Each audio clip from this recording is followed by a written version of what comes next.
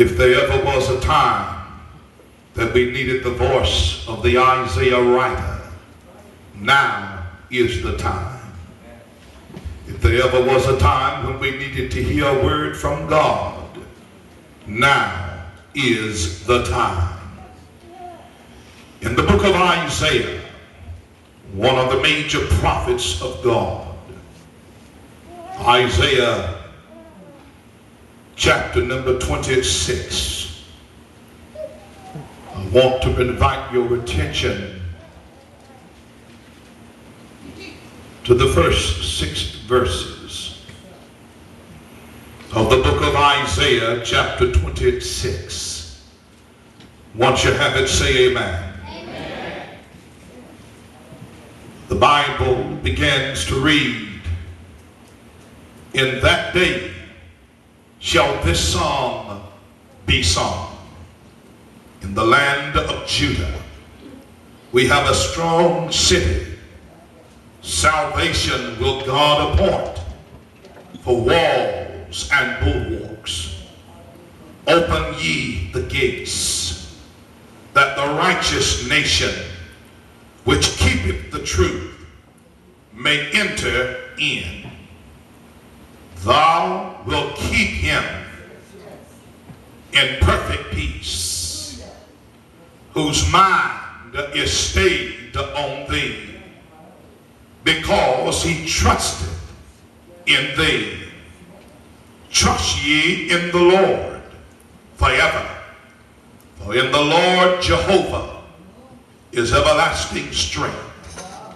For he bringeth down them that dwell on high, the lofty city. He layeth it low. He layeth it low, even to the ground. He bringeth it even to the dust." I shall extrapolate my thought from verse number 3. Thou wilt keep him in perfect peace, whose mind is stayed on thee,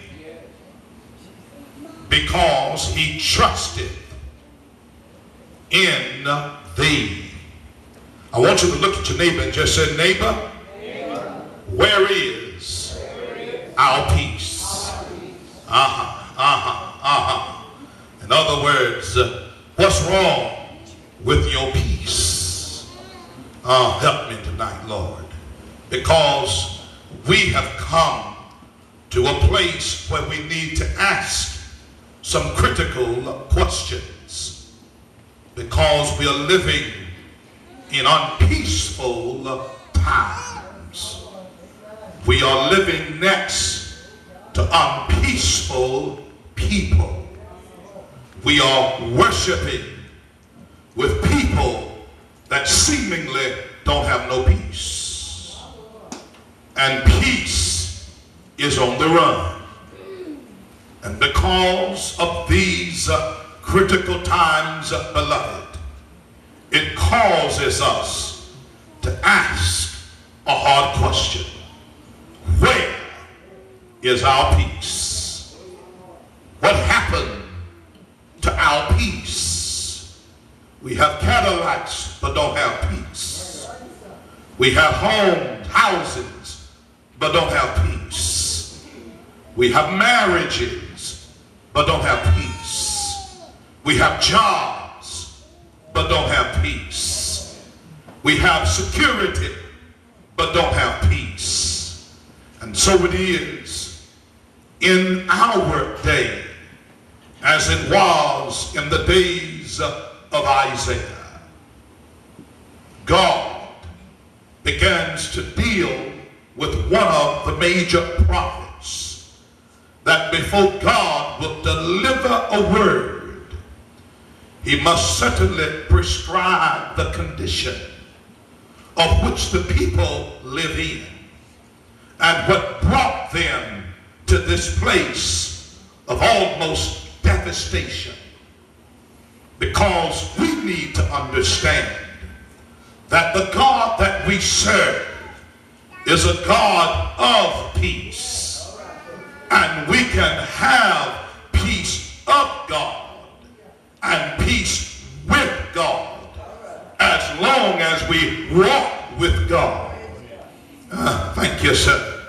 There is no peace in the United States of America if God said that if my people, which are called by my name, shall humble themselves and pray and seek my face and turn from their wicked ways, he says, then will I forgive their sins and heal their land.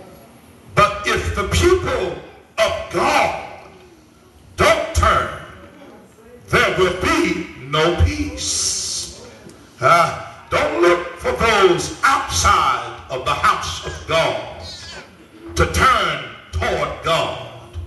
He said, if my people, which are called by my name, 2 Chronicles 7 and 14, he was describing the people that he called his.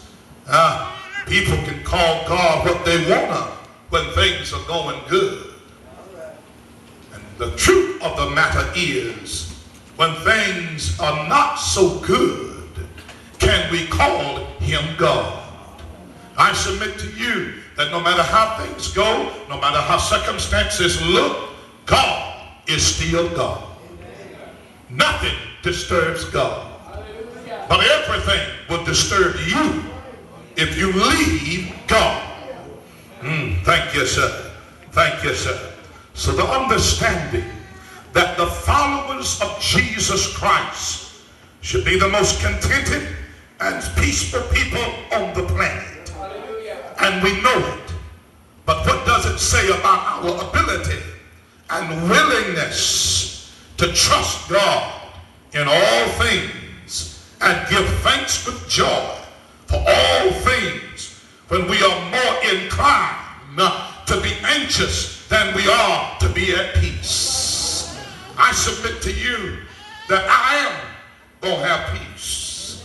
I may not have what I want, but I will have peace. Thank you, sir. I'm not going to live in hell and die and go to hell. No, y'all ain't going to like me tonight. I'm not going to stay in a hellish relationship, because one of us got to have peace before one of our minds flip out. Y'all ain't going to talk to me. Thank you, sir. I'm not going to work on a job in hell and no peace. I believe that God is the God of peace. He'll give me peace on another job. Y'all ain't going to talk to me, because you can work in a place of employment and the devil is determined to destroy your peace. But God will give you peace somewhere else. Oh, I wish I had some help there. So the thesis that I must put before you: nothing can take away the peace of those whose hearts and minds hang onto the unshakable foundation that we have in Jesus Christ. These are troubling times for many. These are unsettled times. But when the Lord is trustworthy, and he is, our faith is established. We shall not be moved. Isaiah spoke to a people in far worse condition than we are, and reminded them to allow the peace of God to rule in two places: their hearts and their minds. Oh, thank you, Jesus. You can drive a Maserati, and if you don't have peace in your mind and heart, you can hit 120 miles an hour and run off a road. But you've got to have peace. Oh, thank you, Jesus. So the Bible